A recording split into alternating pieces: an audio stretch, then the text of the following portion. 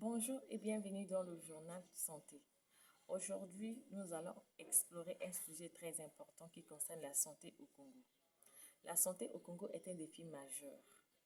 Le pays fait face à des problèmes tels que le manque des infrastructures, la pénurie de personnes médicales et les obstacles financiers qui limitent l'accès aux soins de santé, en particulier dans les zones rurales. Cependant, le gouvernement congolais a lancé des initiatives pour améliorer l'accès aux soins de santé, notamment la création du comité de santé COSA pour impliquer les communautés dans la gestion des services de santé. Je vous propose de suivre un point soulevé par le président de la République, Denis Sassou Nguesso, dans son discours concernant la santé. Suivez. Le président du Congrès, mes chers compatriotes, tous ces efforts déployés pour valoriser notre capital humain ne porteront leurs fruits que si nos ressources humaines jouissent d'un parfait état de santé. Un esprit sain dans un corps sain.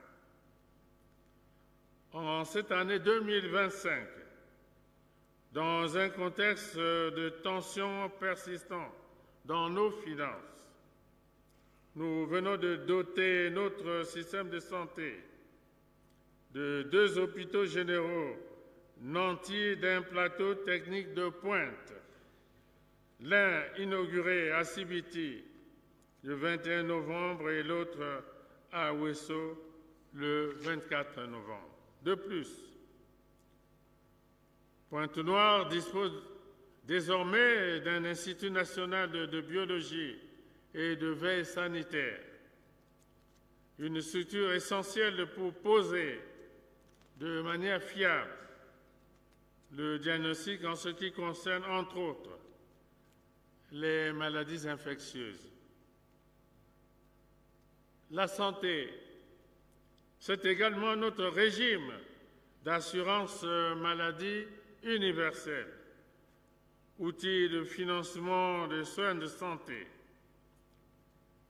Les équipes de gouvernance de la Caisse d'assurance maladie universelle ont été installées.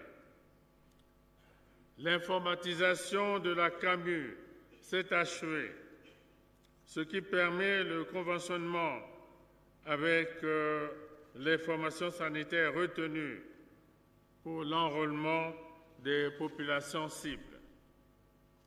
Merci de m'avoir suivi et n'oubliez pas de partager vos commentaires et vos questions sur nos réseaux sociaux.